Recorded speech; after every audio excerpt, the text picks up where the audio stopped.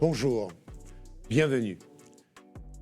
Bienvenue à mes invités, Louisette Levanier qui est en duplex avec nous, mon cher Sylvain, donc avec qui nous aurons le plaisir d'échanger, qui est chargée de mission entreprise durable chez Nicomatic, et elle aura le plaisir également de nous présenter sa belle entreprise.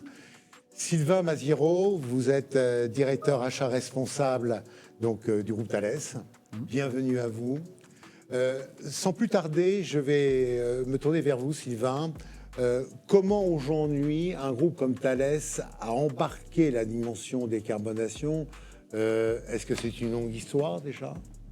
Et aujourd'hui, comment elle embarque effectivement l'Alliance Pacte PME dans cette démarche? Et quelle est la vision stratégique que vous portez pour votre groupe? Merci Dominique. Alors, peut-être commencer par le début. Est-ce que c'est une démarche qui est ancienne? J'aurais tendance à dire oui. Alors, on ne la nommait pas comme ça, parce qu'en fait, le premier code d'éthique Thales qui portait les engagements qu'on dirait aujourd'hui RSE, vis-à-vis de l'ensemble des parties prenantes, que ce soit les clients, les fournisseurs, l'environnement, les salariés, etc., date de 2002. Donc, ça fait quelques années, comme on dit. Et aujourd'hui, évidemment, on continue. On a structuré très fortement la démarche RSE au sein du groupe Thales. C'est vrai que je dis souvent, quand on achète la moitié de son chiffre d'affaires, ce qui correspond à peu près à la part achat chez Thales, tous les engagements que Thales prend pour lui, il les prend aussi pour ses écosystèmes et donc l'ensemble de ses fournisseurs. Et c'est vrai que l'engagement des fournisseurs est clé, sinon on peut pas tenir nos objectifs. Et aujourd'hui, en matière de RSE, et notamment vis-à-vis des PME, on travaille sur 4 axes. Le premier axe, c'est expliquer comment la RSE aujourd'hui est au cœur de la stratégie de Thales, au cœur de son business model. Alors, comment le fait-on? Au travers de conférences fournisseurs qu'on organise régulièrement, au travers de réunions d'information, et je pense bien naturellement à ce qu'on fait avec le GIFAS dans le cadre de la filière aéronautique, mais également au sein de Pacte PME, puisque Thales est un des membres fondateurs et on intervient assez régulièrement. Le deuxième axe, c'est simplifier. Simplifier notamment les évaluations en matière de RSE.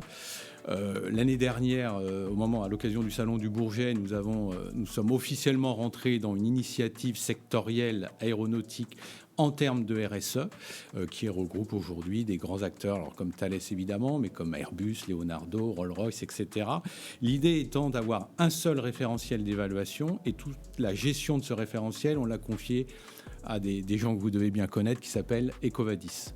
Mais voilà, une fois que le fournisseur a fait son évaluation, il peut la partager très simplement avec ses autres clients. Troisième axe. Le troisième axe, c'est la partie valorisation, c'est-à-dire que les fournisseurs qui sont déjà engagés dans une démarche RSE, c'est pas qu'on les bonifie, c'est qu'on les valorise au moment des appels d'offres, puisque aujourd'hui on a des critères RSE dans nos appels d'offres avec un poids significatif, puisque aujourd'hui ça peut représenter jusqu'à 15% de la note globale, donc c'est quand même un poids significatif. Et le quatrième axe, c'est au travers de l'accompagnement. Alors l'accompagnement en matière de décarbonation, on y reviendra peut-être, mais c'est évidemment au travers de l'Alliance Pacte PME, ça c'est essentiel. On accompagne aussi nos fournisseurs, je pense par exemple en cas de crise, notamment d'attaques cyber. On a des équipes qui sont mises à disposition de nos fournisseurs.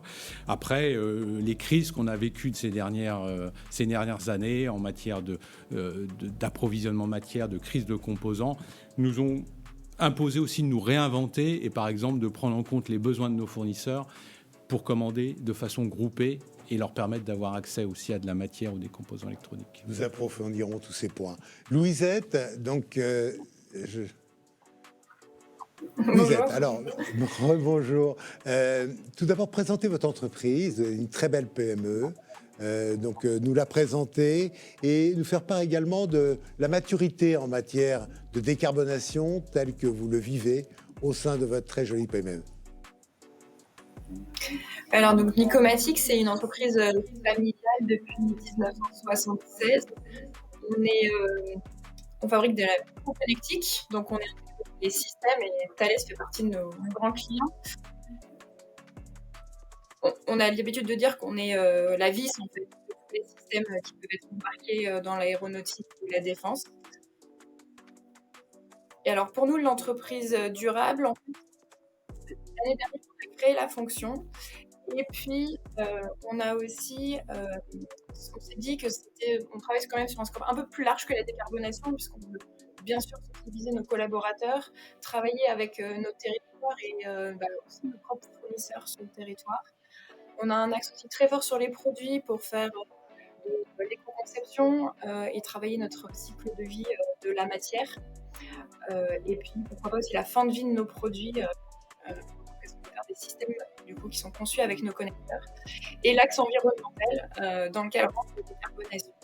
Et donc, pour nous, c'est un sujet qui a été abordé d'abord sous l'angle d'économie d'énergie dans l'usine.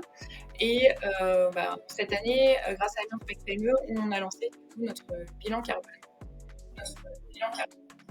D'accord. Quels sont les freins, ou au contraire, peut-être pas tant que ça, que vous rencontrez donc, dans ce programme, et comment vous le vivez de façon très opérationnelle?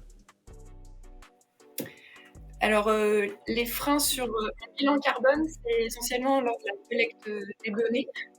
C'est d'arriver à couvrir le périmètre complet de notre entreprise, d'arriver à collecter de la donnée de qualité et de fiabilité. Donc ça, c'est tous nos métiers en fait qui s'engagent et qui recherchent parfois plutôt à la main les données pour arriver à avoir une image quand même assez fiable sur ce premier exercice de bilan carbone.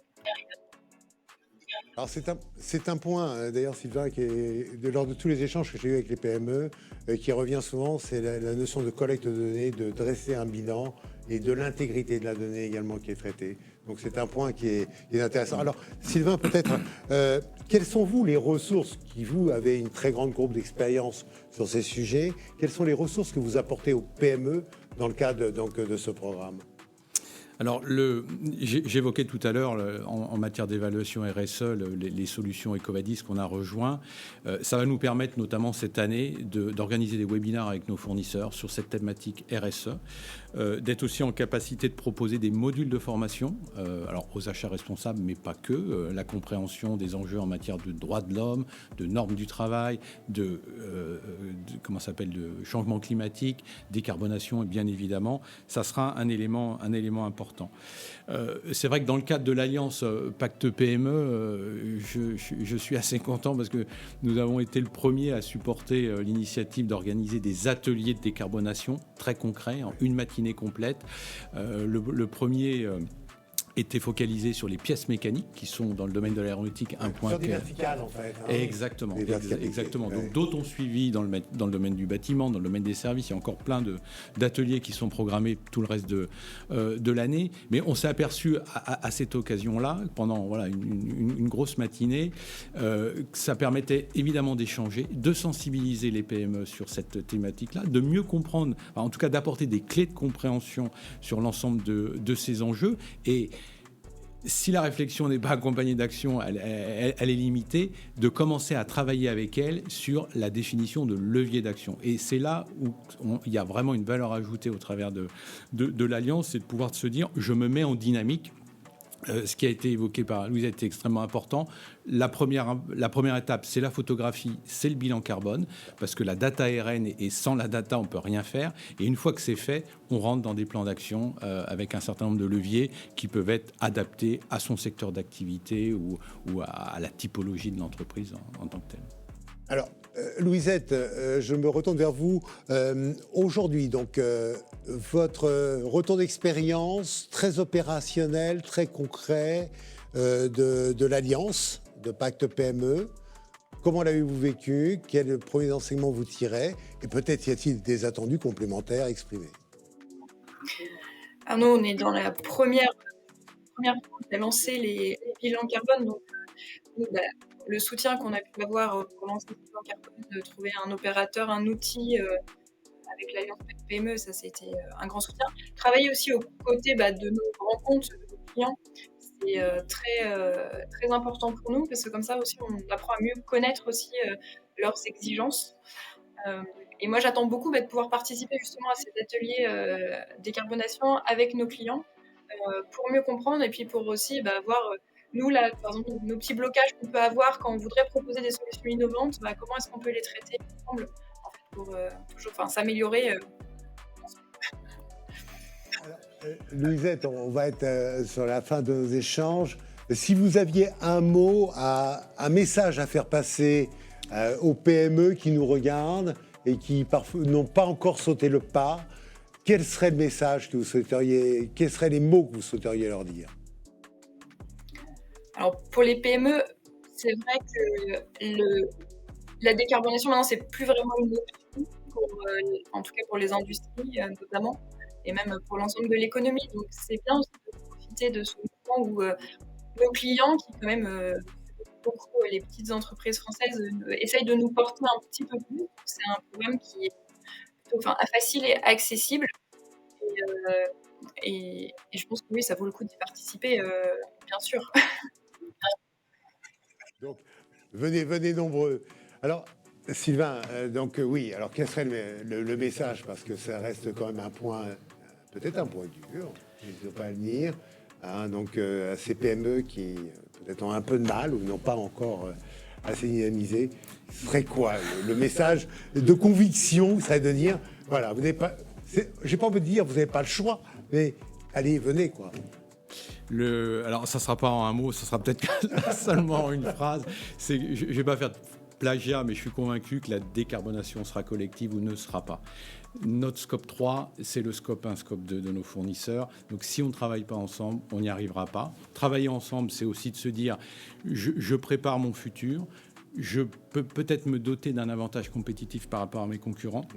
Et ça, c'est vrai que c'est important parce que je pense que tous les grands groupes, à un moment donné, entre un fournisseur qui est déjà engagé dans une démarche et quelqu'un qui ne veut pas ou qui refuse de l'être, il y aura un choix qui se fera. Donc ça, c'est extrêmement important. Et c'est vrai, peut-être un mot sur l'Alliance. Moi, parce qu'on annonce souvent les mauvaises nouvelles, mais rarement on fait de communication sur les bonnes. Que des bonnes nouvelles. Tant mieux. Alors, je vais continuer dans cette voie-là. Je trouve que cette Alliance, c'est une très belle initiative mariant le public et le privé. Il n'y en a pas tant que ça. Et cette initiative, elle est au service des PME et du développement durable. Et moi, je suis convaincu de la pertinence et de l'intérêt de ce projet. Merci à vous tous. À très vite. Merci beaucoup.